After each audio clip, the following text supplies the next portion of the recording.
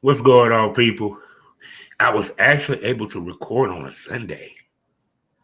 Welcome to Pro Wrestling Smoke, where I give you the real smoke about pro wrestling from my thoughts, my fandom, and the whole nine. You know I am. I'm Kavanaugh, the Silver Champ, aka the Porn Rap Star. You know what to do. Find all my links / Porn Rap Star. Also, do not forget the other podcast is a part of my wonderful network. I'm talking about none other than STO, the Smokers Lounge.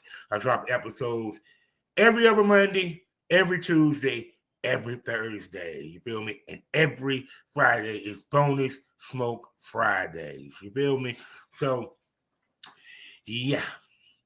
And this wonderful show is brought to you by PassDat Apparel. Find them on TeePublic. PassDat Inhalation Partners. Trust me, it's wonderful t-shirt designs. And the best kind of smoke you need, SmokeKind.com, the king of THCA. Use the referral link. And she was the queen of porn. Now she's the queen of pain relief and stress relief. I'm talking about none other than Sara J's.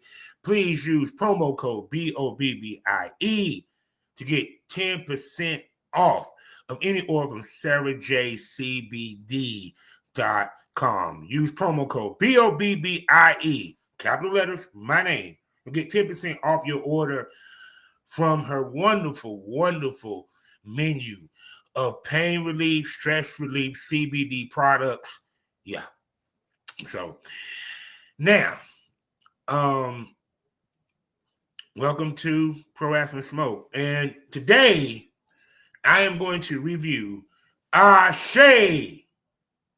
Y'all supposed to say it back. ASE 11, which was an amazing show, but that's going to be at the end of the show because I'm reviewing it.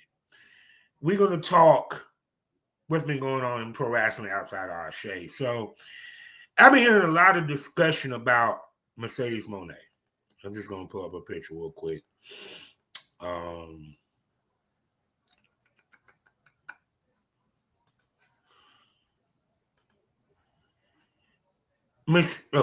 one. God damn it. We'll get to that in a minute. Oh my God, wait a second. I have to find a picture. Damn, I thought I had a picture. Anyway, fuck it.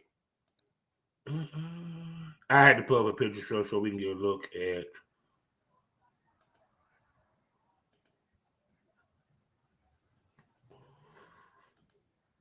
Mercedes Mon'e, right? I got to say this for a cover. There we go.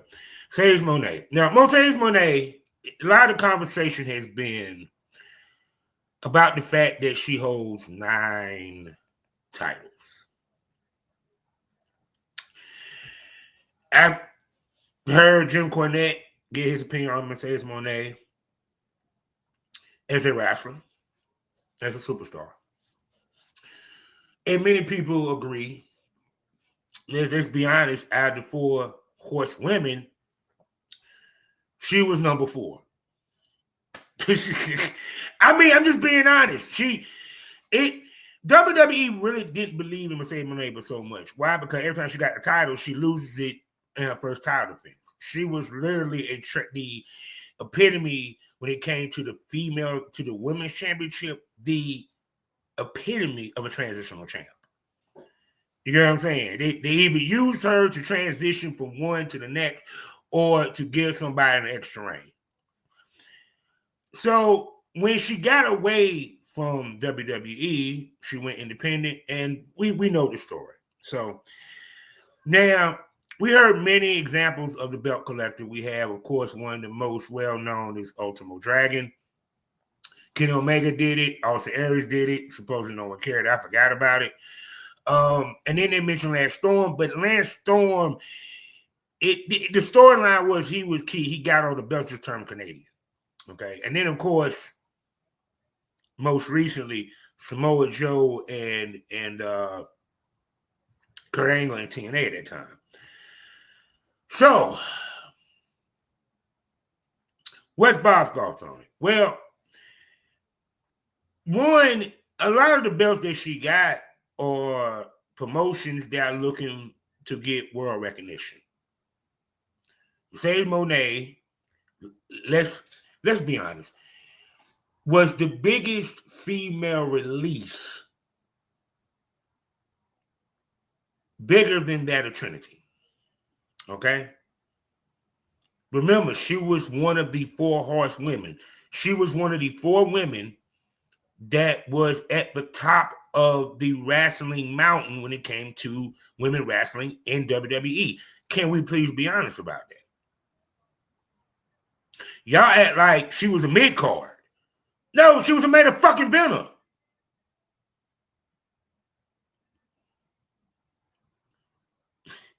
I mean, she's getting booked everywhere. She can't help that these promotions say, you know something?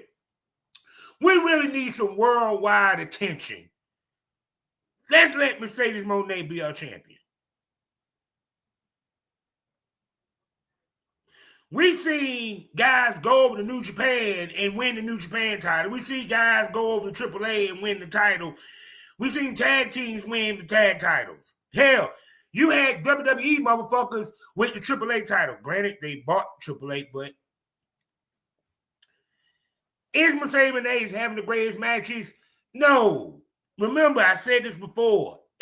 She was the 4th down. Charlotte? Actually, at one time it was Charlotte, Sasha Banks. No, Charlotte, Bayley, Sasha Banks. And it was the man, Becky Lynch, who was the 4th down. But then when Becky had that run when she got punched in the nose, she became the man. She jumped Bayley as well as Sasha. And let's not pretend that Sasha came back to WWE. She wouldn't be back at the top of the main event ladder. It's funny people started talking shit about Mercedes, when she got 9 titles. Technically 8 because the Owen Hart don't count. It's not a belt she defends. We didn't complain when the men belt collected. Hell, she won't the only one. She's the most notable because if I'm correct, hold on. What's her fucking damn name? I'm about to find out real quick. Nina Samuels. Nina Samuels had damn 8.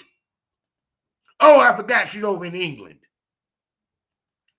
See, the thing about it is this. That it's a testament that Sasha is that recognizable that these companies want to put the belt on her so she can be seen. Now, let's not pretend. It's funny when I sat there and heard someone talk about CML, say, "Oh, it's just CMLL." CMLL is like if it's one of the top promotions in Mexico. That belt has lineage.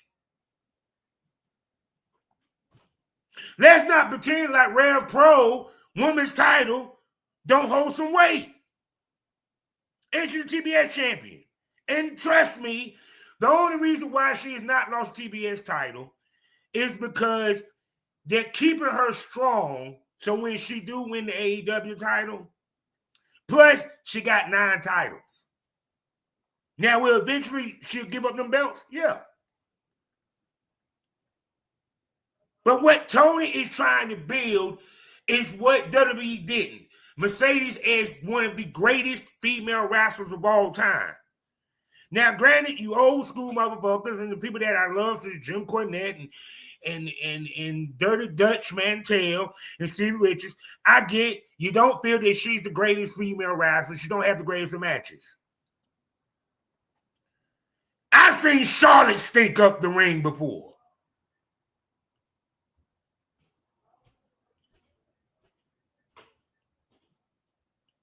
But I keep saying, if she ain't number 1, she's number 2 because number 1 at the time is Toni Storm.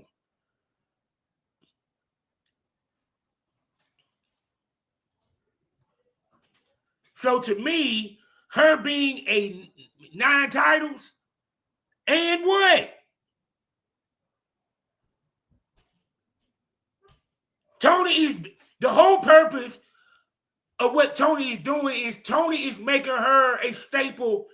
Y'all been complaining about there ain't no stars. There ain't this. First of all, Jim Cornette, I love you to death. Motherfucker, damn it, I wanted her to come back in The Mandalorian. Actually, I wish they had a spinoff with her and the damn white girl. I would like to see Mercedes Mon'e in the Star Wars universe more and her character. I love you to death, but damn, you didn't play the greatest NWA commissioner in the Queen of Ring, my brother. And I'm a fan of Jim Cornette.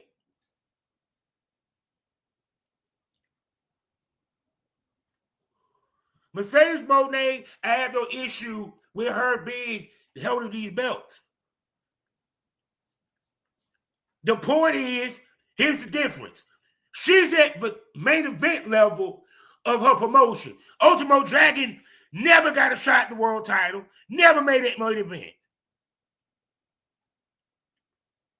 So to me, the whole purpose is to prove that she's the greatest on the planet. Y'all sit here and say titles supposed to mean something, but then you downplay them because she got 9 of them. I sat here and heard Jim Cornette have rants how the belts are treated as props. Now they're making the belts seem like something because they're making the wrestler seem like she's the top of the game. Because think about it. She beat everybody but the AEW World Champion. Get what that's saying? She's the best in the world. She got one obstacle to overcome, and that's Tony.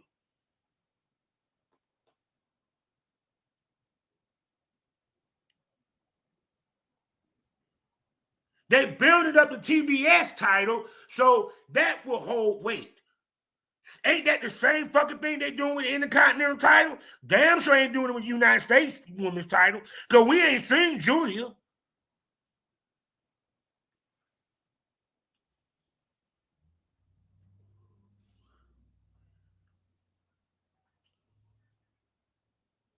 At the end of the day, like I said, I get everybody got their opinion. I understand it. But also, I like the booking because you want to know why? Because when she lose, it means something. The same bullshit that these podcasters be complaining, no, you need to build up your star so when they lose, it means something. It means something. We sat here and talked about how Bruiser Brody, men, the old school wrestlers, didn't want to take a loss because it will make them lose money in the territories, right? So she's doing the same thing, but it's an issue because it's Mercedes Mon'e and she's a fucking female doing it. She sat there and told y'all, I ain't got creative control. How many times Tony keeps saying, I make the final decisions, but y'all swear me down that he don't. Y'all swear me down she got creative control. Don't want to sit here and say, well, Tony the one that making her win all these matches. Because Tony's like, yeah, she's a 9-time champion in 9 different promotions. How does it look if I made their champion look like shit? Like what WWE doing with TNA. Like what WWE doing with AAA.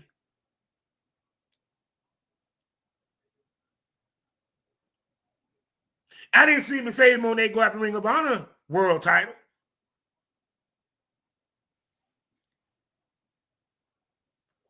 That was the case. Then she was like, no, let me get that Ring of Honor title too. If that was the case, she would have lost to motherfucking Toni Storm because the way her momentum was going, we thought she was going to take the belt. Everybody that predicted the match predicted that Mercedes was going to win, and Tony won.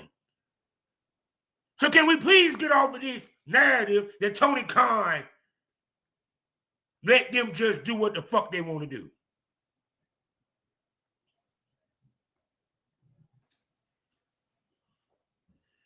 And the show's been good. The storyline's been good. Y'all want to talk about TV ratings? Fuck TV ratings. Them motherfuckers making numbers on Max. And now they're going to offer discounted pay-per-views on Max. Man, get the fuck out of here. Y'all acting like goddamn WWE going to run them off the block. WWE got them. Hey, have y'all noticed They ain't hurt them. Did WWE hurt AEW? Have it hurt their attendance? No. People still, it's still gonna be a sellout all out. It still was a sellout all in. It still was a sellout at the O2 Arena. It still was a sellout at the 2300 Arena. But y'all swore to go with this story that the counter programming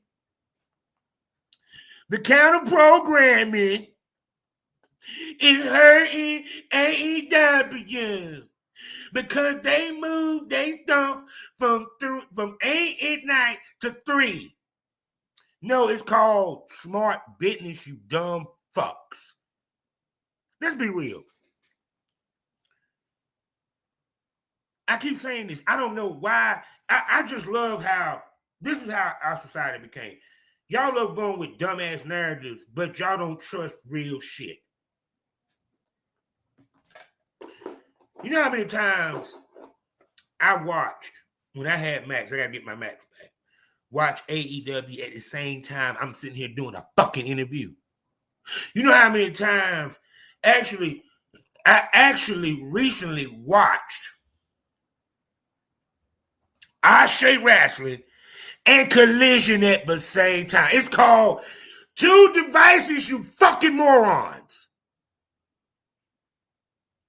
So you think people gonna choose between watching WrestlePalooza or AEW? You know, let me tell you what's gonna happen. After the AEW shit, motherfuckers gonna go home and stream the rerun, which is going to be the replay on ESPN. And even if it was at the same time, let me tell you what's going to happen. The people in the arena might stream ESPN while watching the live show. The people that got the pay-per-view is going to have the pay-per-view on their TV, on their computer, tablet, or phone. It's going to have WrestlePalooza. But y'all too fucking dumb to see that shit. How many motherfuckers that watch football watch the shit on TV and then they got a device watching the other game somewhere else? Y'all really love telling yourselves lies. And it ain't just one. It's every last one of you dumbass motherfucking wrestling podcasters. Because y'all just love having a conversation for a conversation. And it makes no sense. So, with that being said, with WWE, WrestlePalooza is coming to clear. AJ Lee made her return on SmackDown. I actually took the game. I didn't get to watch SmackDown, but I did watch the previews. What have you. We saw this coming. It was no surprise. She did the AJ Lee. Because I thought she was going to run down and beat her ass. No. She did the crazy AJ Lee. The AJ Lee we remember from WWE that used to skip crazy. And I love the way that Becky played that shit like, oh shit, this crazy bitch is here for real. Hold on, wait a second. Calm down, crazy bitch. So now we got a mixed tag. We got Brock versus Cena. Rumored that we will have the world title match. The world heavyweight title. Usos versus Braun Breaker and Bronson Reed. And I don't know where else. And the women's title. Io Sky versus Stephanie Vaquero.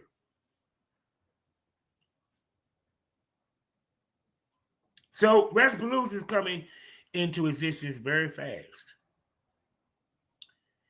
Now, let's list this match quality.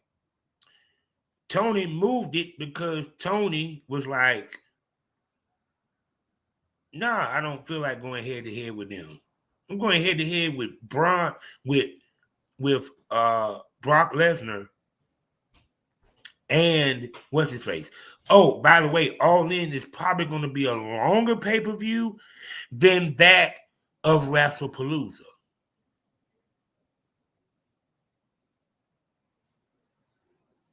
And let me tell you, if you think people ain't gonna watch both, first of all, Wrestlepalooza is free. And yes, I plan to get All Out. If it's discounted $3.99, oh, I'm getting it.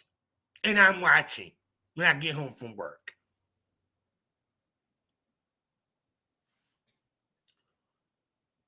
And then after that, I'm watching Wrestlepalooza. Because I got to get ESPN too. I got to do that this week.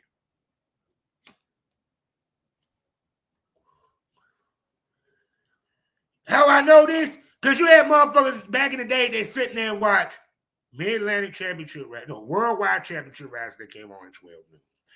Then you had World Class. Then you had on Home Team Sports Channel, you had UWF. Then you came back to World Championship Wrestling at 6:05. And then at midnight, you had Mid-Atlantic Championship Wrestling.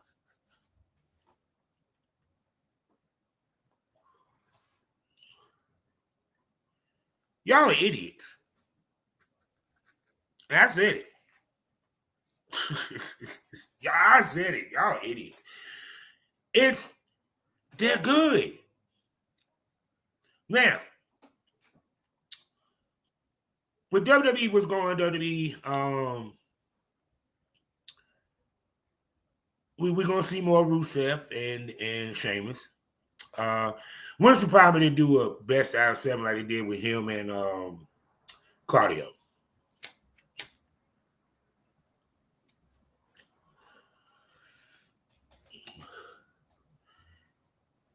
The women's title with Tiffany Stratton, I really didn't get a chance to really look at SmackDown. Brock Lesnar decimated John Cena and Sami Zayn, which some tell me after this feud is over with, Sami Zayn and Brock Lesnar are going to have a match. I'm going to be real with you. It really was outside of the AJ Lee shit. Really wasn't nothing eventful. No, seriously, it really was nothing that was eventful.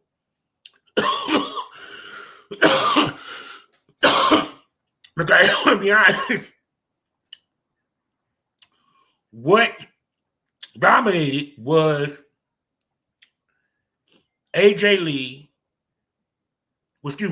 CM Punk versus Seth and his wife. We had the CM Punk coming out twice on Raw. Second time getting slapped around. Then he comes back, does the same thing on SmackDown. This time AJ Lee gets a get back.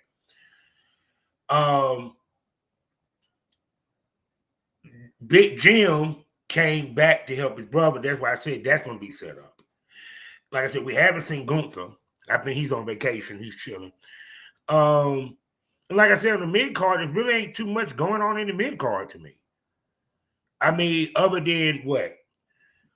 We still got AJ Styles and Dom, which honestly, I don't see the point of having a second match because really they're getting Dom ready for his match with Kingo at Worlds Collide, which I haven't even heard the card for Worlds Collide yet.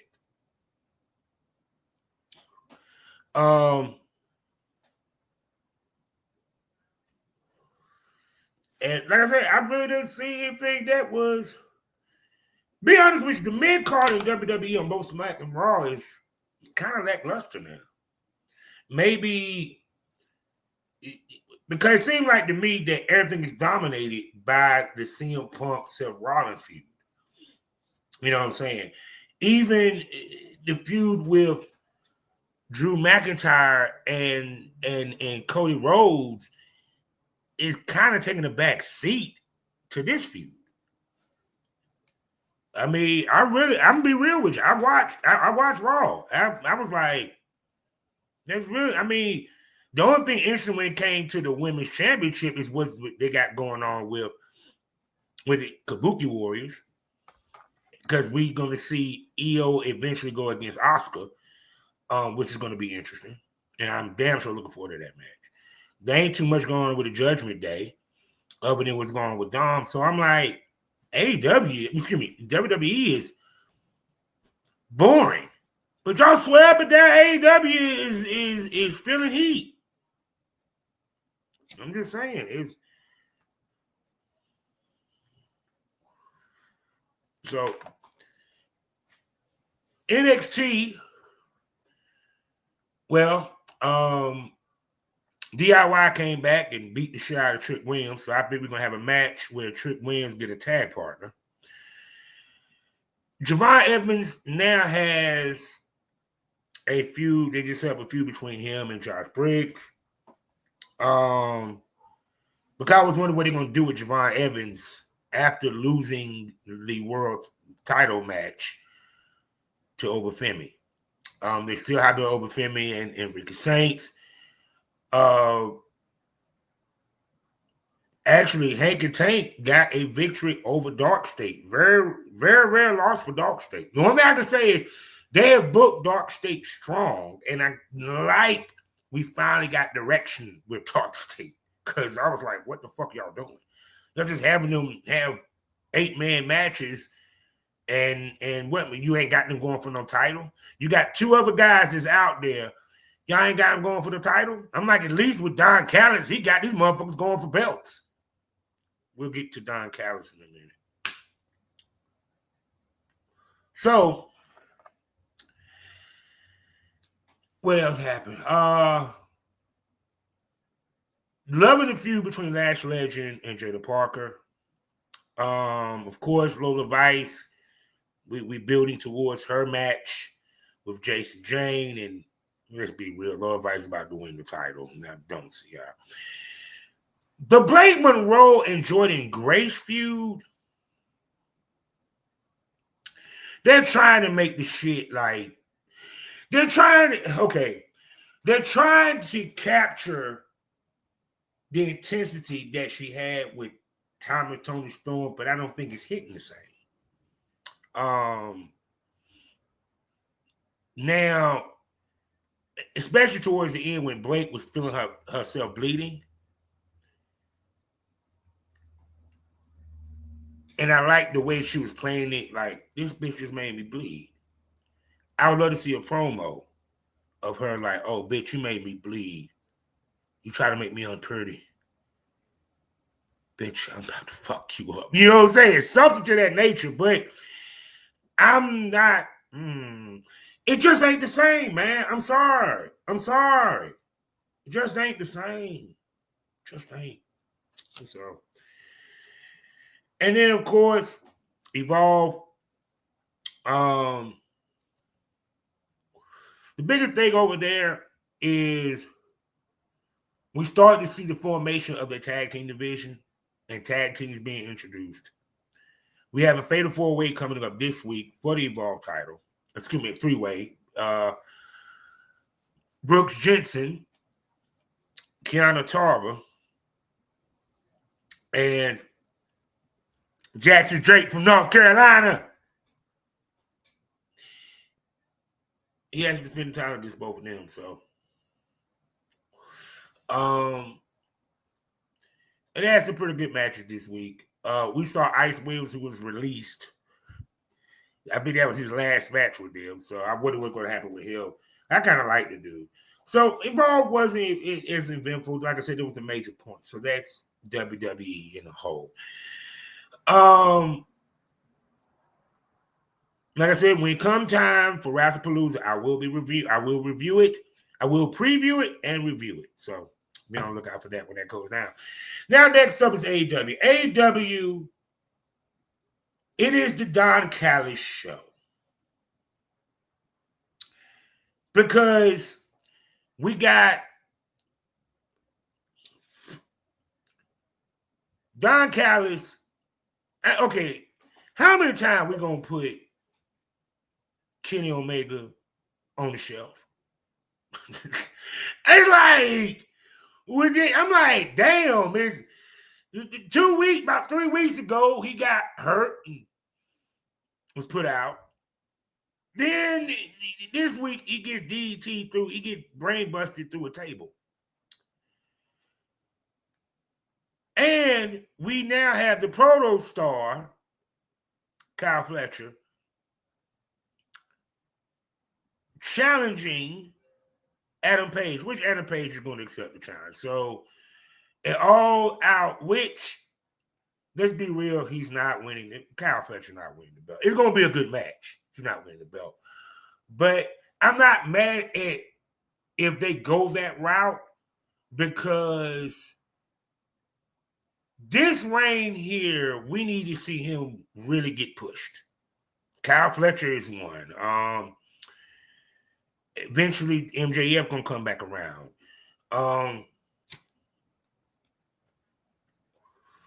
I'm trying to figure all the goddamn singles out of this bitch.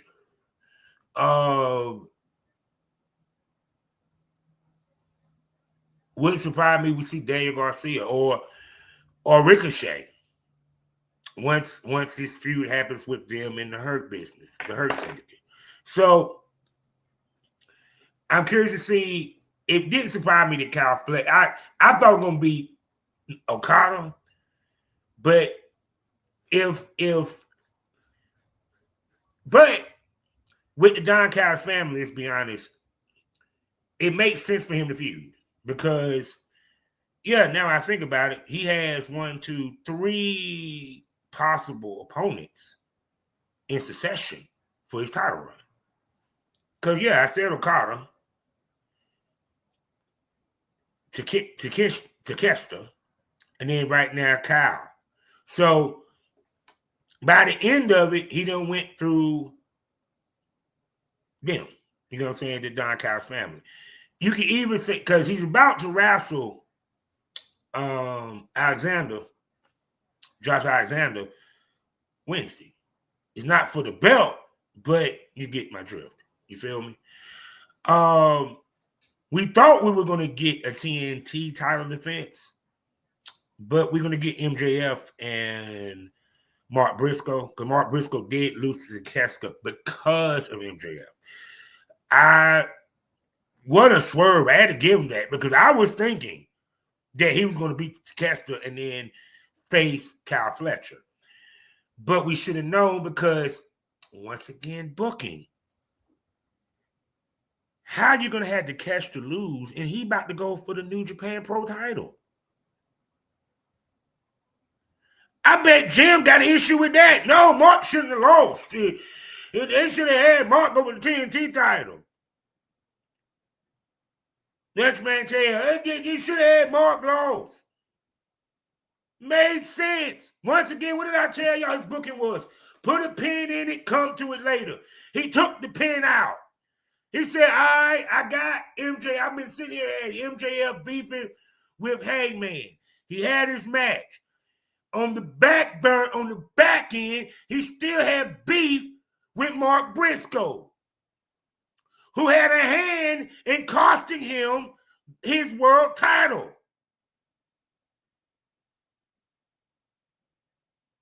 So guess what? Now I calls Mark, and I want a piece of Mark. And it's going to be a brutal match. It makes sense. But y'all swear but down ain't no storytelling. No, because it ain't a WWE style of storytelling that y'all accustomed to, because they the one that won the Midnight War. Y'all don't know any other storytelling. Y'all said TNA didn't have storytelling at one point. And this is when they had storytelling.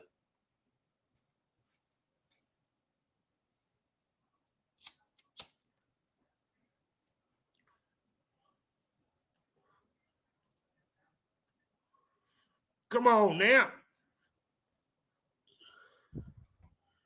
So we got the Hurt Syndicate. We got that coming with Ricochet and his crew. The Death Riders, they still doing with the Darby Allin finally gets his answer from Jon Moxley, so that's going to go down there all out. Expect a barn burner of a hardcore match. Also, Dan Garcia lost again to Moxley in a very great match. And my question is we seeing a heel turn of Danny Garcia? Is he going to join the Death Riders? Also, at the same token, the Death Riders during this wonderful fatal this 8-woman tag, you to keep talking to Chris Statlander. Wonder what's going to come with that. Plus, pin in it, we still got Maria Shafir and Willow. I wonder when he's going to get back to that beef. There's a lot of pin in it. Put pin.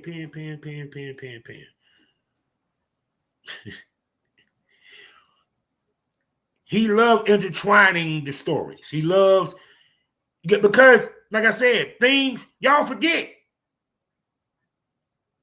Y'all didn't give him credit for him connecting the dots of why Ricochet went after the Hurt Syndicate. But y'all ain't give him credit for that shit. Y'all just dragging for everything else. So now, we got all this going on. Like I said, you still got the Young Bucks in the backside of what was going on with Don Callis. They're part of Don Callis. Don Callis has completely took over the show. Let's just be honest.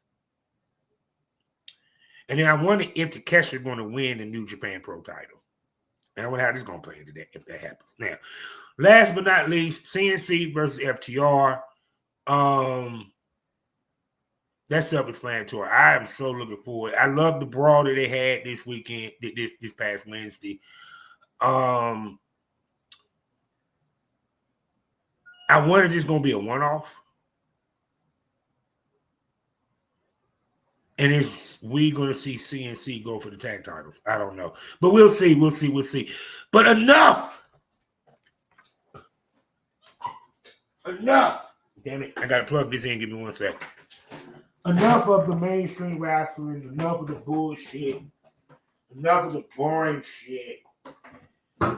It's time for me to review ASE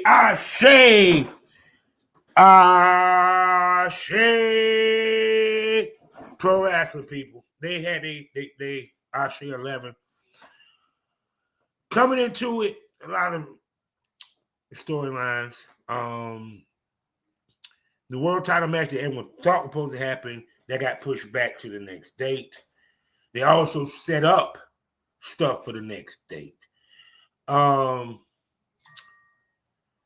Show altogether, I ain't Dave Meltzer, but that bitch was 5 stars to me. The weakest match was really on the pre-show, and that was the tag match with Zulu King and I gotta remember his name. With Zulu King and whatever his name is. Yeah, him. Anyway. And that was the weakest match out of the whole show. They had 2 matches on the pre-show, and then we had the main show. So let me go to their page real quick, and we're going to review each match because I'll do that for them. Well, no, I mean I do that for any of the pay-per-views or what have you, or PLEs, whatever the fuck you want to call them, and so forth. So anyway, now I will say this. I know they keep saying last time they're going to do it. No, they should continue to stream their shows on YouTube. I think it really helps to get exposure to the product, get them seen. Could not say they're not at the level of people to pay for their pay-per-view, but to me, in the long run, it would do them better if they did do that on YouTube more often. Because, trust me, I think people enjoy watching it. And I look at MLW, you know what I'm saying? It doesn't hurt. You know, plus really the money is in the attendance. You know, like old school. You know what I'm saying? So very, very, very, very, very. Like I said, the pay-per-view was off the chain, people. So the first match was Team DC. Okay, there was a couple of people that wasn't able to make the show. Ashley Starr and his tag partner was not able to make the show. So Zulu King and what's his name? Mike, whatever his name is. What's his name? Zulu King. They had to wrestle against some other people that we may have not known. So, but anyway, we had in the pre-show, we had Team NC defeat Team DMV or Maryland. Dante, hold on, let me see. Dante Malik, Dante Malik. Okay, let's just keep it worded. That dude is fucking crazy. I love him as a heel. He the one that got the pin. It was actually a good match. To me, the MVP of the night was the MVP of the night for that match was Bojack. I've seen Bojack. He showed out. Really loved the back and forth between him and Prolific Moses. There was a lot of beef in this match. What's my boy name? Hold on. Let's see. Hold on. Get his name right. My boy, Mr. Grimm. You saw how athletic like a motherfucker. But like I said, Dante was the one that got the victory. Plus, this young man here. Damn it, what's his name? Hold on. I'm about to find out. It was announced that he will be getting a WWE tryout. Let me find him. Oh, no, I'm going too far. I went far too down. Far. Let's see, wait a second. Give me a second, people. God cannot find his name. Okay, here we are. Soulfly Manny Low. Love the way he would bump his flying. But the guy, Jaquan Anderson, he's the one that's going to be trying out for the WWE, and he looks the part, okay? He looks the fucking part. The body, the whole nine, he looks real good in the ring, but Bojack is a monster, bro. Him, Prolific Moses, which we'll get to Prolific Moses later on. Then, of course, the other pre-show match. Hold on, let me go here.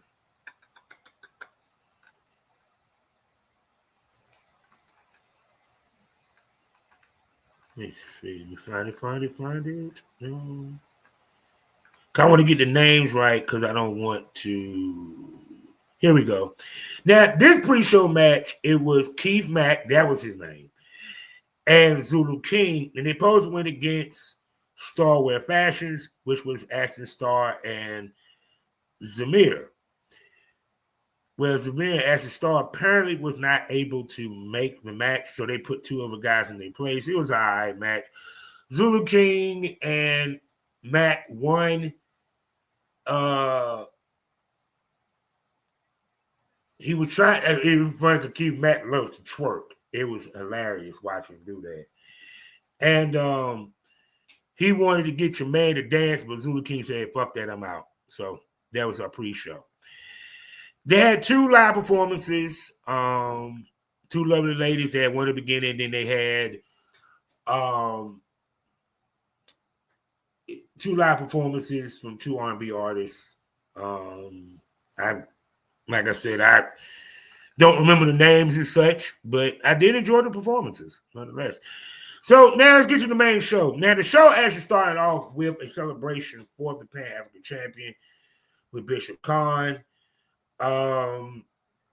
which actually ended up setting up something that went down later on that night. And of course, Bishop Khan does his promo. He talks his shit. The former champ, Suge D, comes out, confronts him. Funny when he tried to holler at the girls and told baby girl, I need that phone number, was saying, yeah, I need that. I need that. Oh my God. Hold on, wait a second. I need that. Oh my God, I need that. Should I even show y'all that? No. I'm good. I don't need to show y'all that. I can go watch it. So, of course, the confrontation about him getting the title shot. And like heel fast, he said, now you gotta get the back of the line. Isaiah Broner comes out and confronts both, which is to set up, which is to, well, the way the promo felt, it was like they did it to set up a match that was already set up. Actually, when Khan said, no, y'all, I did with y'all on my time. I don't know why Isaiah Broner didn't say your time, motherfucker. We seen each other there on the night. So go ahead and rest up. They didn't say nothing. But you see the tension between him and Suge D. Okay.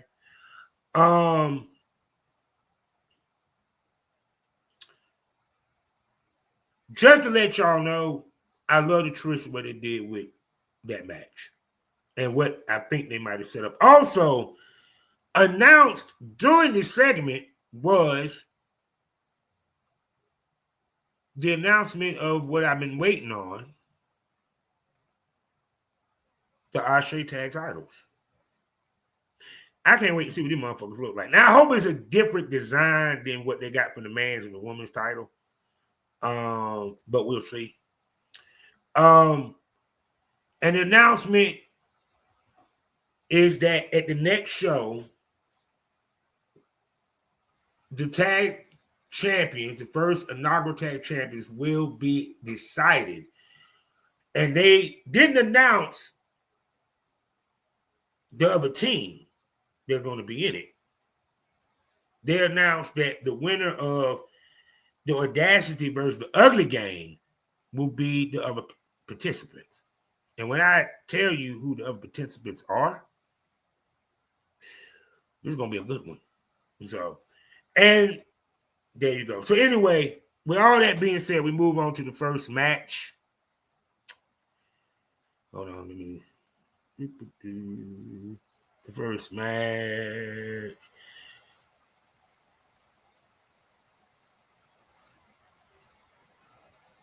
Give me 1 sec. I'm trying to get to the first match.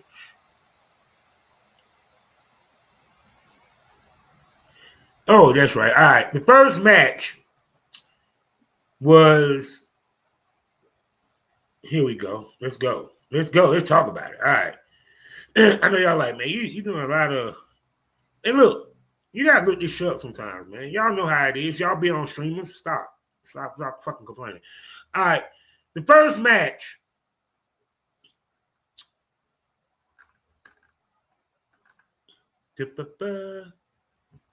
was frontman Josh C versus Darius Lockhart. There was a very good technical back and forth match. Remember I said that Darius Lockhart was going to take a loss because Josh C already had lost to him in Vegas. So it would make sense if he gives that win back, and he did. Frontman Josh C defeated Darius Lockhart by rolling him up. It was a very good match, and you can see how dejected Darius Lockhart was after taking that loss. Frontman Josh C, he's a good technical wrestler. Angle for he can get down. And that's what I liked about this match because it was slow pace. Then about halfway through towards the end, it picked up, you know what I'm saying, to a good crescendo. I don't think every match needs to be 50 miles an hour the whole time. Some matches need to give us a roller coaster. So I really enjoyed that match. The second match was to decide who will move on. Who will move on to be the fourth participant, which was the main event, to be a part of the four-way for the ASE Women's Championship. And it was Maya World versus Aaliyah James. And I'd be remiss if I didn't do this. Hold on.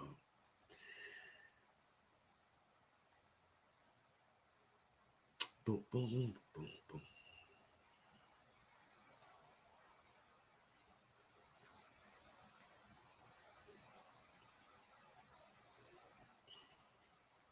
All right. Here we go. I'd be remiss if I didn't do this. Let me be the first to tell you. The women's division in ASE, before I start this,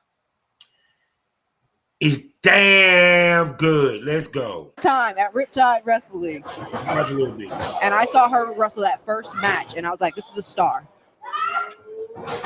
Big bulldog from Aaliyah James, the Princess of London, goes for the cover. Aaliyah James is from England, so didn't realize she was as small as she was, and damn, she can go. My World, she got that it factor, dog. I'm sorry. I understand a lot of y'all gonna be like, man, you talk about them girls' looks and this, that, and the third, and blah, blah, blah. Bruh, they can't help they fine ass women that can wrestle. Both of these women fine as shit. They gorgeous, man. Maya, beautiful. Aaliyah James, gorgeous shit. Hey, one you wouldn't even want to take out on a date. Stop playing. But this was a very good fucking match, dog. Very back and forth. Both of them really impressed me. I see why both of them are getting the shine they getting. You know, Chris. And like I said, it was a very good match, man. I'm sorry. It was. But Maya World got the victory. And trust me, it was a very contested match. And I would put this match up against any of the, you know what I'm saying, female, you know, women's wrestling matches in the big leagues. Because I'm sorry, it was a very well thought out match, well plotted out match. A lot of action, great wrestling, great. It was good wrestling, people. I'm just saying. So, yeah, we'll come back. So, now also, wait a second.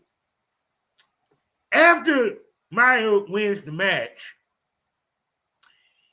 I'm sorry, I had to play this, dog. I'm really loving Alexis Lightfoot.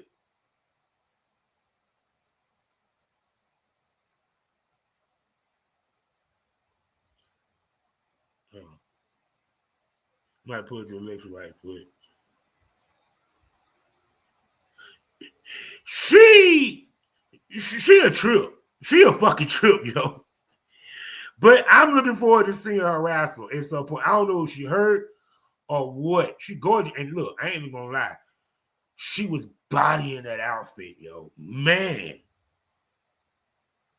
I want y'all to hear To Maya World, and she gave hold on. Littlefoot. Let's Littlefoot. Please listen to this girl. Y'all know I got a parlay on Savannah, and that's great. Hold on. Did y'all see the outfit?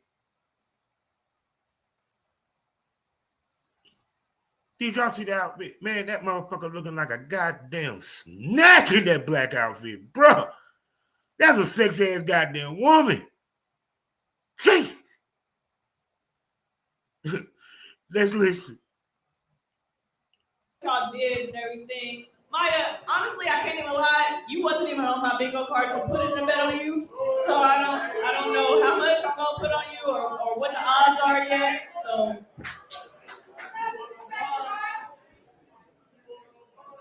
Alexis? Alexis Littlefoot, right? Give it up for Alexis. hey, look at the selfish. I mean, come on now. She is wearing that outfit. Thank you. Look at it. God damn. I ain't even gonna lie. Don't she put you in the minds of Missy Stone? I mean, Alexis Lightfoot, my girl, if you watching this, babe. Alexis Lightfoot, if you watching this, keep doing your thing. Keep doing your thing. I feel like Booker T. Yeah. Yeah, I'm talking about. Yeah. Uh-huh. I like it. Yeah. Yeah. Yeah, I ain't even going front. If I actually saw her backstage, I would cream on myself. I'd still be a gentleman. I'm not a creep. I'm not gonna try to throw dick at her. Hell no.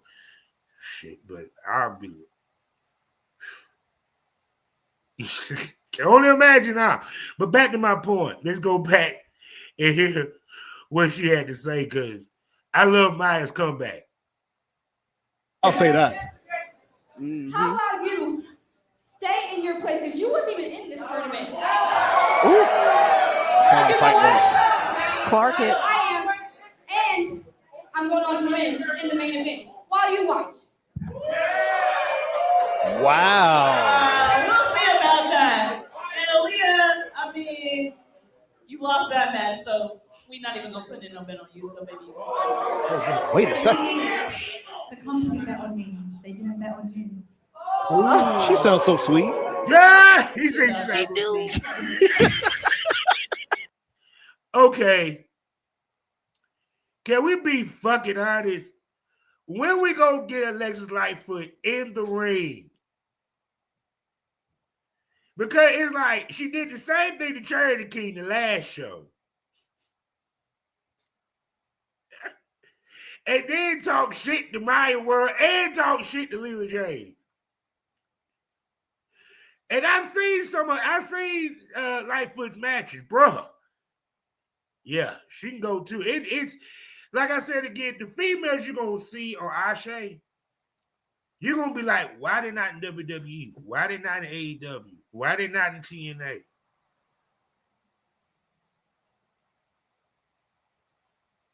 Savannah Evans, I am shocked she's still not in TNA and getting a run. God, the fuck, boy, I wish I had a wrestling promotion, boy. My female wrestlers goddamn roster to be tight.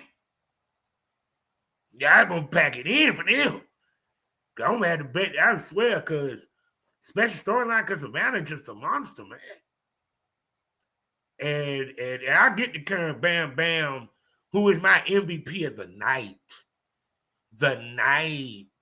I'm just saying. But anyway, but I just had to show that, man, Alexis Lightfoot, I love you, baby. I love you. And two, also, Chris Leah, and Big Swole, to me, is one of the best commentating duos in pro wrestling. They fit Ashe. They make it more fun. And Big Swole, she need to be on the big stage as a color commentator, because I would love to hear her on AEW. I would love to hear her on TNA. You know what I'm saying? It's like none of the big companies have yet, ever since they had, I forgot, who was it?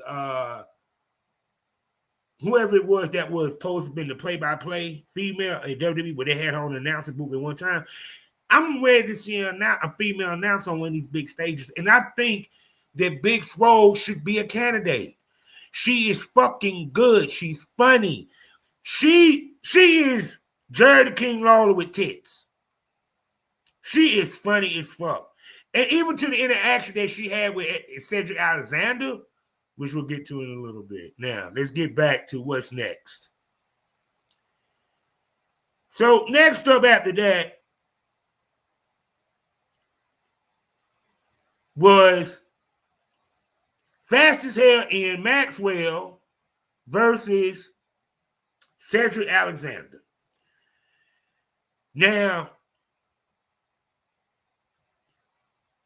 what I found out from this match is something I did not know.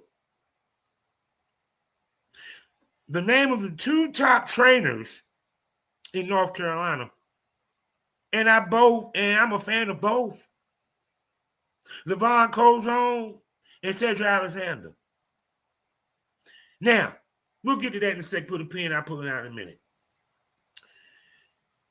Very good match. Cedric Alexander dominated. Ian Maxwell came from underneath. It was that kind of a match.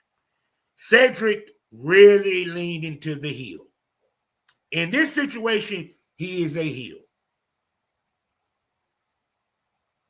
Period.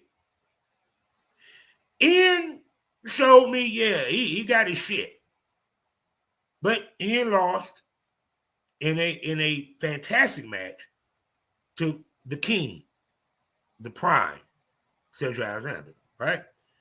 So Cedric about to berate Ian Maxwell, and Yaya comes out. He has a back and forth with Cedric Alexander. Cedric brushes him off. Because, as you know, the last match, Yaya won by countout. And Cedric, the smug bastard he is, said, you won by countout. You didn't beat him. You ain't champ. It's like Yaya. It was like Yaya did a good promo, but the promo couldn't hit because Cedric kind of cut him under.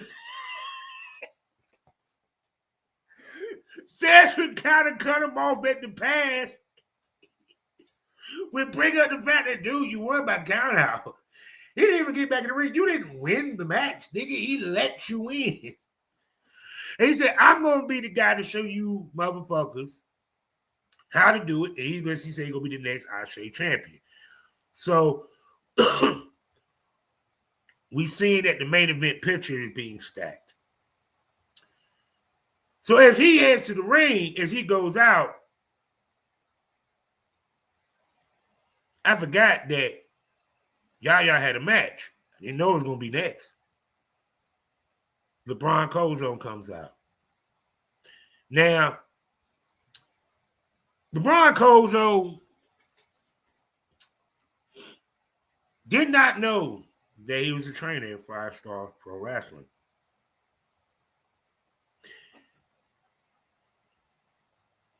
He talked this shit to Cedric Alexander so bad. He made Cedric Alexander feel so shitty that Cedric had to sit and commentate with Wifey and Chris Leah for the match. Because he said, hey, you talking shit to your students. And you complaining that they're here, but let's talk about my students.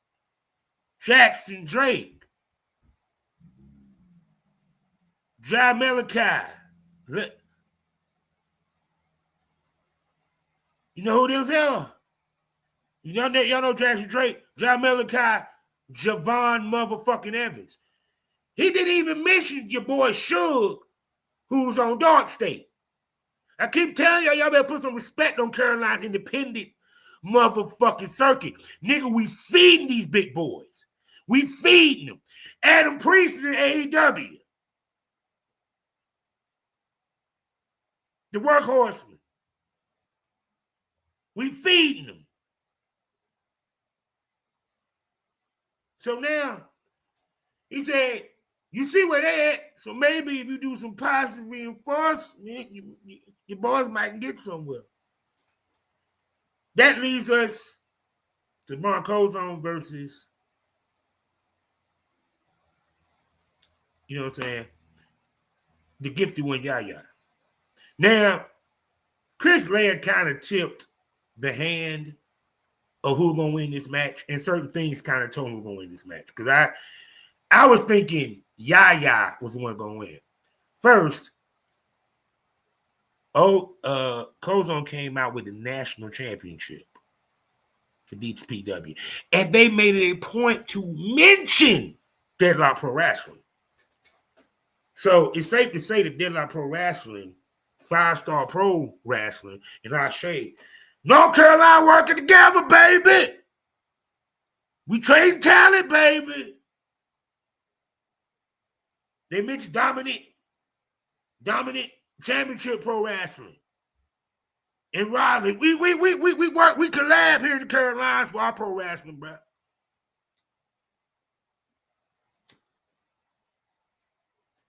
Quality time.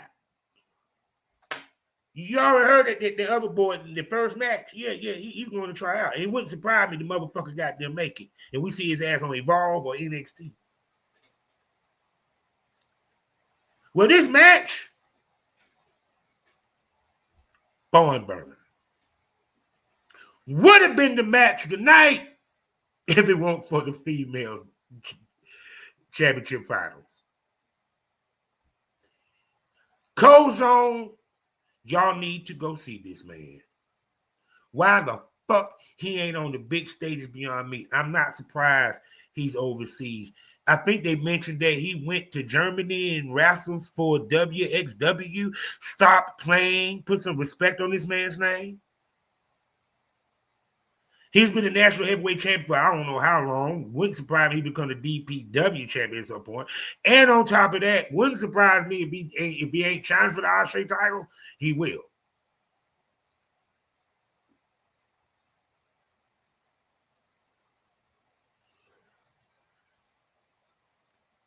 Cedric Alexander on commentary, gold. He was talking shit about Darius Carr. He was talking shit about his old people. Kozone. Now, Kozone got a win over him because at DPW, I think the last time they were down here, they had a match for the national title and Kozone beat him. So this is Kozone, master versus student of Cedric Alexander, right?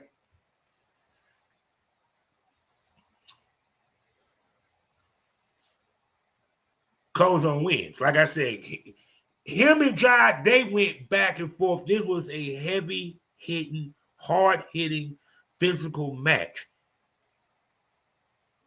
Kozone is power. Jai is a big boy, but he moves. Man, it was a good-ass match. And like I said, one way they tipped how I knew towards the end of the match, I said, Kozone about to win this. I was like, damn, he brought the national title. So if he beats him, would that mean he'd be in line for the national title DPW? But Chris Laird mentioned that the gifted one got a win over Kozone. So of course Kozone got his win. Why? Because they made a point throughout. See, this is the booking. This is what I love about ASE's booking. The commentators kind of let you know what's coming down the pike. Kozone beat Cedric. Cedric was like, he's lucky. Money match. Kozone, teacher, national champion. Top guy in North Carolina, number one guy in North Carolina, apparently, against the number two guy. Used to be the number one, but because we don't hear too much from Trevor Lee as much anymore. Cedric Alexander. Next show. So, this next show coming up in October, the Halloween special. About to be a barn burner. We didn't see Billy Dixon in this show.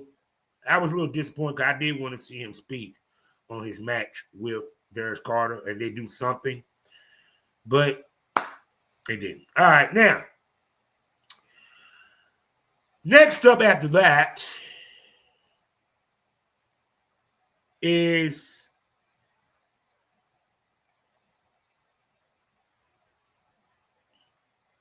the tag match. Now, this is the Ugly Gang. No, my bad. The Pan-African World Championship on the line. Now, I want y'all to see this because, see, I love comedy in wrestling, especially if it's done right. I'm just going to pull ahead a little bit.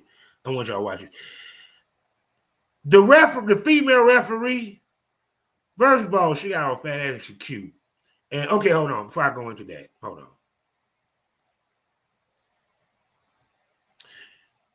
The camera lady in the gray shorts, that sexy ass red bone, my God, girl.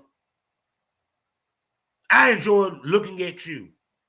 But even more so than that, let me be the first to tell y'all, this was well produced, well shot. The camera angles is on point. Whoever the camera, women, because I think a man or a woman, or it might have been two women, I can't tell because I was more focused on that red bone with the fat ass that was looking all tender, holding that camera. They was getting it. Whoever was the program director that would tell them to switch to camera A, to camera B, to camera 1, camera 2, camera 3, they were on it. It was well fucking produced. I have to say that. And I have to send a shout out to the camera lady in the gray shorts with the glasses. I really got to go to an ASE show because I just want to see what kind of women be in the crowd. I'm just saying, man, the wrestlers is fine. Shit, the people that shoot the wrestlers is fine. The woman that talks about the wrestlers is fine. I'm like, damn. I'm sorry if I'm lusting for you ladies, but hey, I'm a single black man. And then Faye Jackson came out. Oh, my heart just melted. I just want to take a picture with him. That's all right. That's all. That's all. Like to meet him, interview him. But I'm sorry. Them some sex ass. But anyway, back to my point. The referee was hilarious. Let's watch.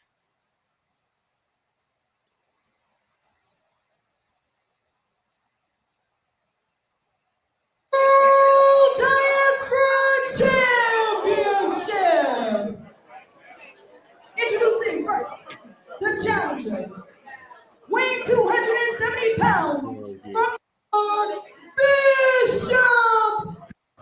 For that before, so both of these competitors want to make sure Britt comes into their house, and either one could be the one to do it.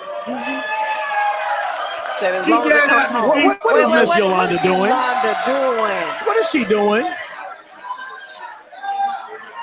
We know. Oh my God! Yeah, she put on her pretty top for the night. She wanted to make sure she had the African top for the African prince.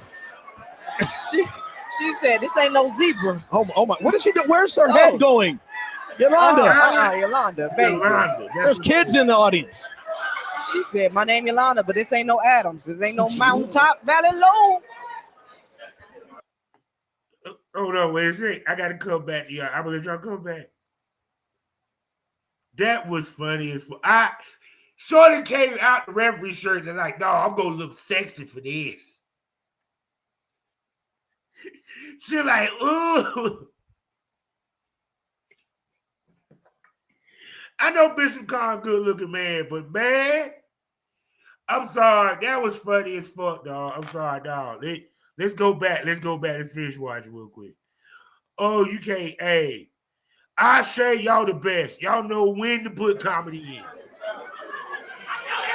I know that's right, girl. So touch him. Squeeze him. This is taking way too long. No, it's taking just enough. We can do this for the rest of the night. What is happening? Put one titty on the... Yes! Do it. Do it. Look, what they say? Do it slow-mo. She's catching the Holy Spirit over there. Good thing she's wearing black pants. No, bitch. Oh. No, bitch. Jocelyn said, not my man. She said, no, bitch. Oh, no, I gotta come back. I don't trust the mom. She said, no, bitch. No, bitch. No. I'll do it. Nah, I'll do it. I can't.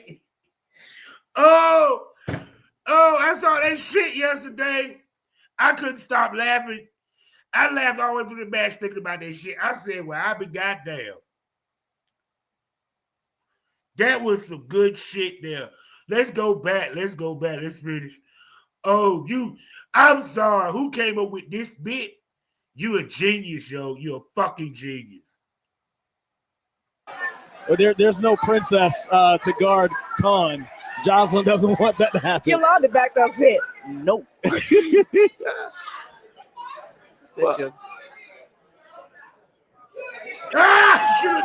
Jocelyn wasn't as thorough as Yolanda was, though. I would have took. Oh, and Mr. Broner, you got a nice one too, brother. All the time in the world. Look, she like, bitch, watch yourself, bitch. I mean, I saw how you were right here when your husband was just here. Oh, man, I couldn't say a word. I was. You trying to get out of the ring show and leave. That man was dripping in sweat. He was. And you were over there catching every drop. Hallelujah. And also, if you low-key listening to Smoke got them lusting over her husband, I'm sorry. This is like, I'm sorry, man. I really want to go to the show? Because I'm going to miss the commentary.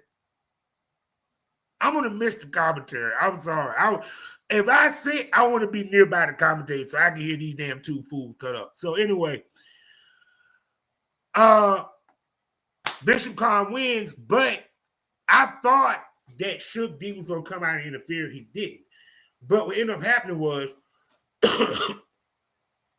a masked man, while the referee back was turned, attacks Adrian Broner, and I mean gives him a choke slam on the floor. And throws him into the ring. Well, throw the scraps to Bishop. Bishop nails the pedigree 1, 2, 3. As prolific Moses, who I forgot was the third member of Gates of Agony when it was in Ring of Honor. I forgot it was the third member at Ring of Honor. So at the end of it, as Shook D comes out, I guess, to help Isaiah Broner, because I think they're about to jump him. And of course, Isaiah Broner being the hood dude, the tough dude, you know, he got his issue. He pushes Shook D away. Fuck you, nigga. I ain't need your help, bitch. Fuck off me, man. So I'm thinking Prolific Moses and Bishop Khan is going to have a tag match against Shook D and Adrian Broner.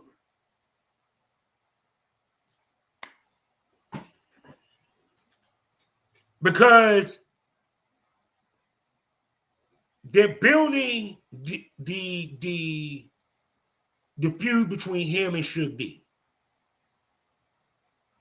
Because, of course, during the promo, Shook D said, hey, I defended this title every day. You ain't defended it every day. He's like, shit, motherfucker, I'm on AEW. Which I wish they would let him walk with the belt on AEW, but I get it. Because it'll make Ricochet not look like the top guy. How is that he got a belt Ricochet on?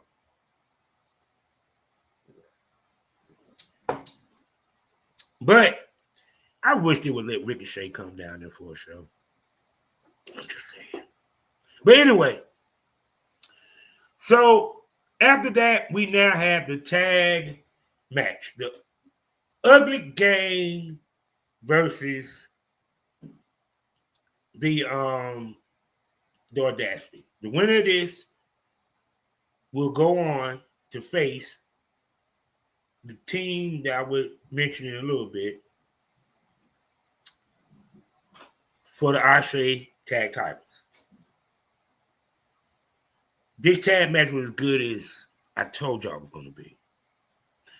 Ugly Gang did their thing. The Audacity as a tag team, they're a beast. Both of them are very athletic. They know how to get heat and know how to be heels. They got one of the Ugly Gang thrown out. Now, let me put a pin in this. I'm curious to see what's going to happen with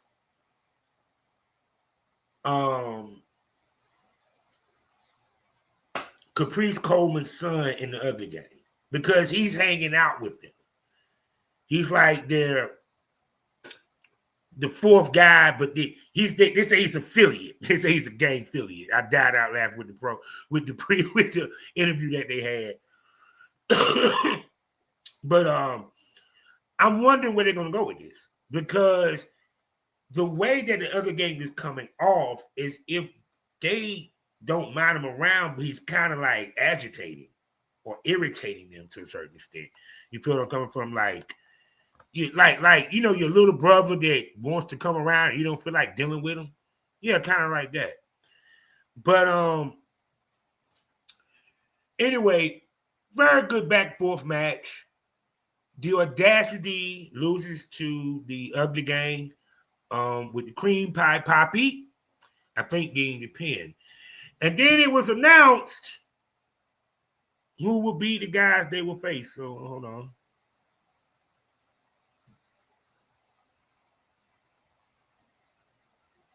Might skip to it to see. And I ain't even going front. I'm looking forward to seeing more of the Audacity. I'm looking forward to seeing more of the Audacity.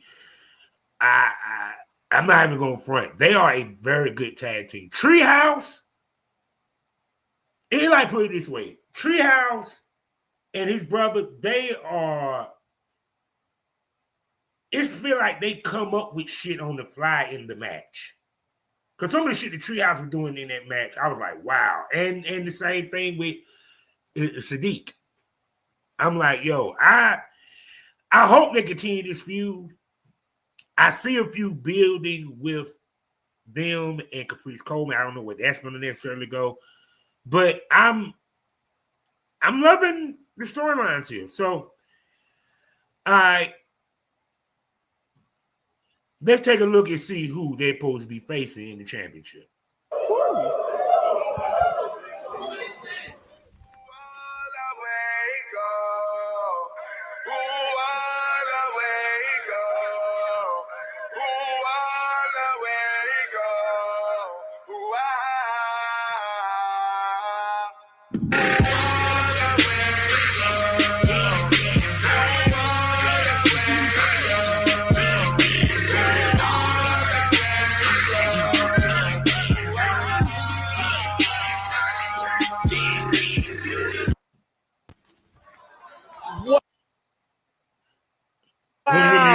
Amazing. Look at the reaction.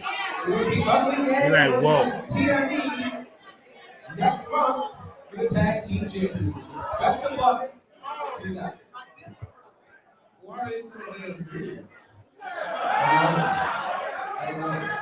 As the words of the living legend, best of luck to you guys in October. Yeah. Now, for some of y'all don't know, TME is also, unless they have lost them, the NWA Midwest Tag Champs. If you saw them against the Infantry in the first season of Ashe, Cannon, and Duke, they're monsters. They're big boys. They hurt Syndicate big boys. So you got speed versus power in this tag match. Now, I will preview it when we get close to it, but I'm gonna be real with you. TME taking that. Especially if TME is gonna be around for a minute, yeah. And I'm sorry, that's gonna be a good match, because Cream Pie probably can go power for power with them, but it's the other guy. You feel me? So I'm looking forward to that tag match hands down. So now, last but not least,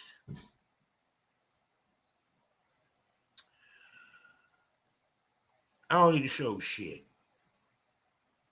The match of the night actually was the main event, rightfully so. Fatal 4-way for the women's ASE title to crown the first women's champion. Maya World advanced earlier that night. Supposed to be Jada Stone. Jada Stone couldn't make it for whatever reason. So we have Charity King. We have Savannah Evans. We have Karen Boom Boom Renee in Maya World. This was one of the best women's matches I have seen for a fatal 4-way. It never lagged. It was action-packed throughout. My MVP and the person that impressed me the most is Karen Bam Bam Renee. She's a big girl. And she played that role. Actually, I think she moves better than Nia Jax. She was a heavy hitter. She played the big girl role. When they teased at the beginning, her and Savannah Evans, the fans was about to lose it. Then when they finally got him in the ring, big horse fight. Savannah Evans understands I'm a big woman, so she wrestles as a big woman. You ain't gonna see too much flying. You're gonna see power moves. Karen Bam Bam Athletic, Bam Bam Renee did some athletic shit, but she did it within reason. And what a big person would necessarily do. She knew how to get heat. She really shined in the match. Don't get it twisted. All four of them did. Maya World, yes, I'm looking out for her. And I hope she comes back for more at ASE. Same thing with Miss Leah James. I hope you fly back. I hope you come back from London for the next show. And the show after that. Actually, if you on Progress, I might watch Progress, because now that I heard my man like DeReese is the champ. 2-1, 4-1.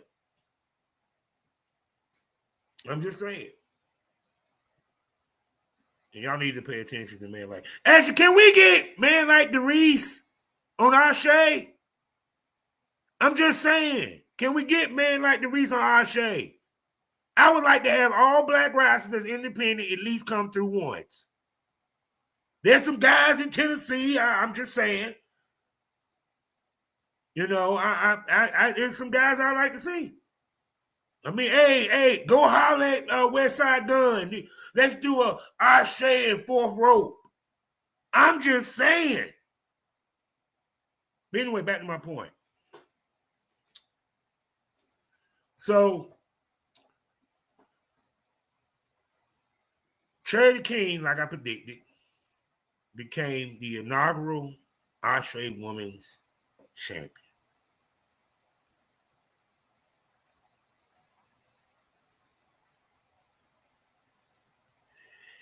And somebody had the nerve to tag Mercedes Mon'e.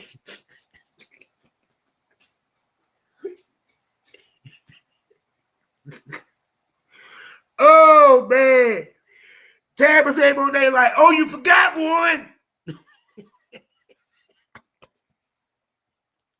I can't. Y'all motherfuckers, boy. Oh, man. They're like, hey, Mercedes, there's one out there you ain't got. You might want to make a call to James Lockhart.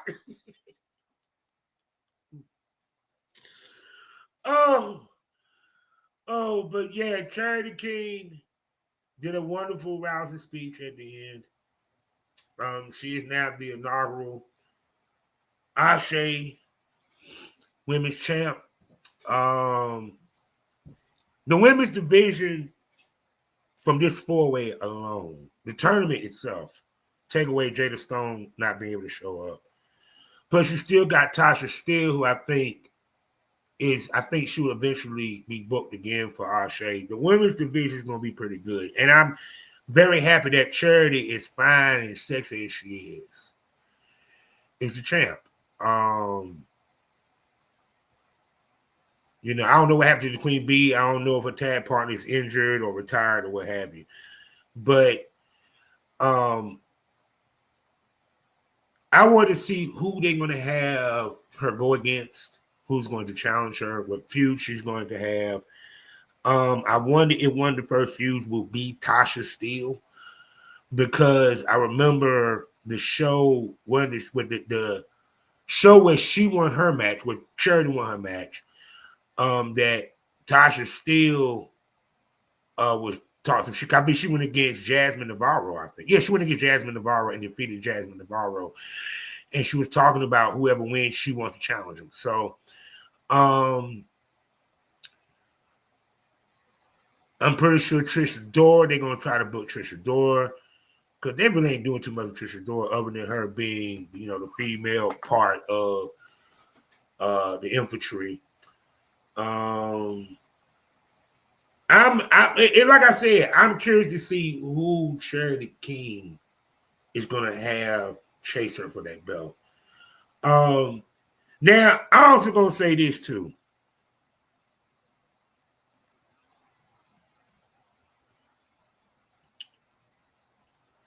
Hold on, let me find this damn child. Hold on.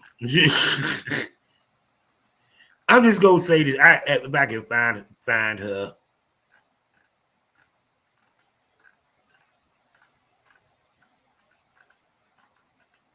I'm looking for her.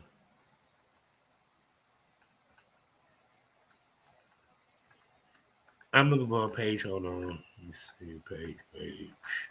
Damn it. I can't find it. Alexis Lightfoot. I'm just going to be 100% honest. When we going to get you in the ring with your sex ass? When we going to get you in the ring? Because you talk so much shit. You talk so much shit.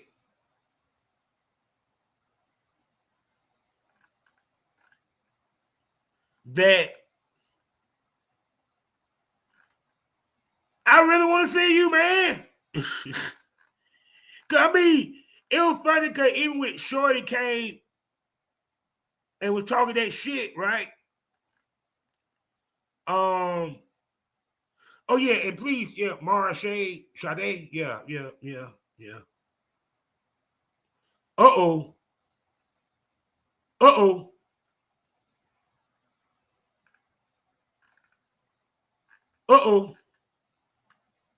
I was just looking. Mercedes Mon'e 7 hours ago just responded to a tweet from ASE Wrestling. Well.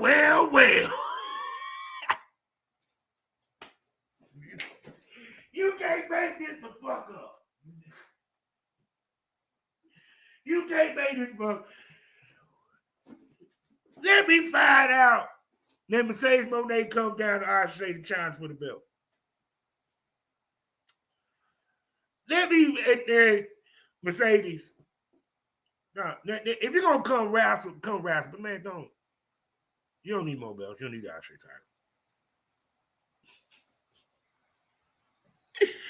Oh, but no, it's like this, people.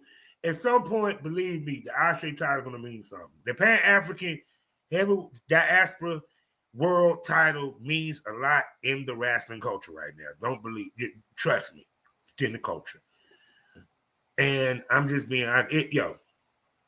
ASE is doing a bang-up job with these shows, bang-up job with the booking. I'm curious to see what happens with Derek Lockhart moving forward. Will we see a click form with Isaiah Maxwell and the gifted one, Yaya? Would they turn heel and become minions of Cedric Alexander? I am curious because they looked dejected after the loss to Kozo. You know what I'm saying? Especially with Cedric Alexander sitting there. I am very excited for this Cold-Zone Cedric Alexander match.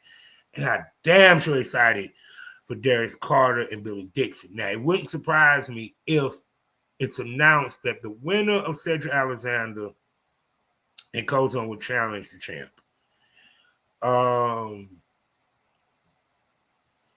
Will Billy Dixon become ASE champ?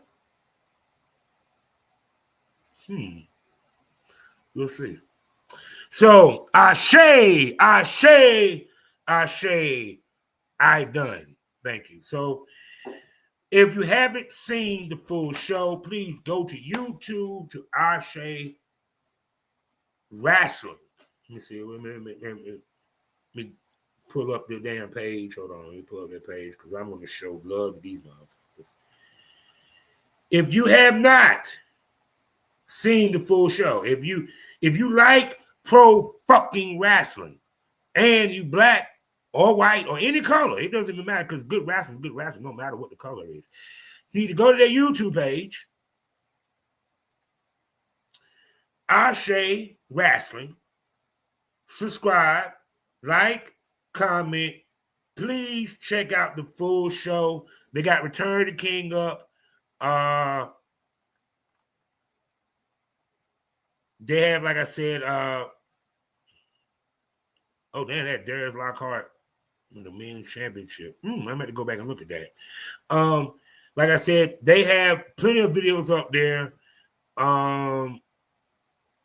As well as, like I said, go check out the full show, the full live. You see, all you got to do, just click the live. Click the live right here. And you get to see ASE 11, ASE 10, and Return to King, which is ASE 9. Their next show, I think, is in October, which will be in October. And give me one sec.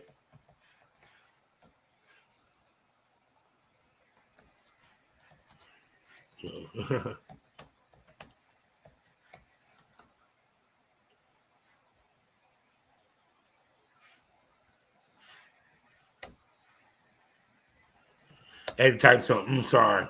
I multitask when I do these shows, people. Get over it. But anyway, like I said, please go check out their stuff. Please support. Please support. ASE is one of the premier companies down here, along with Deadlock Pro Wrestling, as well as Domain Championship Wrestling. There's a couple of them that I haven't even get the name. I think UPW and a couple other ones. So, like I said again, it was a great show, man. Actually, to me, this was the best ASE show, and they had banging shows. So I'm curious to see this Halloween special edition is going to be, what it's going to look like. We already got some matches that's already been announced, and I'm curious to see that. Hopefully, if they put it on YouTube, or like I said, they put it on pay-per-view, I will live stream it on Facebook and X. Okay, I will live stream it. So, excuse my eyes, I will live stream it. You feel me? So we all can enjoy it, and we can get our laugh on and enjoyment, what have you. So, let me not forget. Please do not forget the stuff which you got to subscribe to. Great content for great price. First up, the Premium Smoke Room, the place where the conversation gets saucy, your tits pop out, dildos pop out. You don't know what might pop off, but they should subscribe. 4 podcasts, plus I opened up the VIP Smoke Room. I even opened it up on live. And right now, I got a nice sale where you get the first month for $6.25. You feel me? I also have drawings at the beginning of the month for my followers where they get discounts. You feel what I'm saying? Free for 3 months or free for 6 months. And you have 30 days to accept it. You feel me? Now, what's so funny is no one has accepted my offer, but yet I have subscribers who are paying. So thank you. I'm sitting here trying to give y'all opportunity, give y'all something for free. Y'all don't want it. I love you people. So also on Spotify, I got a member section over there as well, as I have 2 wonderful podcasts, Had to Smoke on it, where I give my unapologetic, unpopular opinion and commentary on certain topics.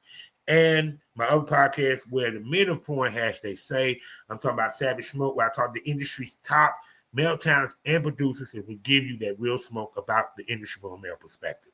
So whether you had the smoke on it, you want some Savage Smoke, or you look for the premium smoke, either way, please subscribe to the Smoke to get extra content from the STO Podcast Network. So I'll be back next Monday to discuss the happenings in WWE and AEW, whatever news and whatever the world else is going on. Because I don't think there's no pay-per-views going on this coming weekend, I don't think.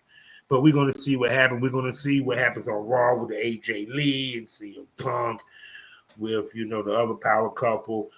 We're going to get an announcement about the more matches for Wrestlepalooza and so forth. So with that being said, I'm done. Life is a learning experience. What's the point of the experience if you haven't learned anything? Smoke this over. Y'all have a good one. Don't go to bed with no price on your head. No. Yeah. Bullshit. You. Don't do the crime. Born rap star. What's up? It's your boy Drizzy Drake, and you are now rocking with Pain. Live on the stage, back on my shit. Now I'm beating dick to a point big. Back on my rap shit, no rap shit. Can't say shit. Just trying to be hood, but not dead, you dick. Your boys can't watch from the sideline. And I get mine like a rip tide. Don't get carried by the rock side. As I try to get my broke days like apartheid. South Africa. Top spot, I'm coming after you with laughter. For the boys who thought it was safe after I left the game. Now I'm back at the game. Ain't a damn thing changed. Still the same. The only thing that changed, I got some gray in my mane. I'm still the champ. I'm still the shit. It's all just the shit. Not even worth a comment. Don't go to bed with no price on your head. No.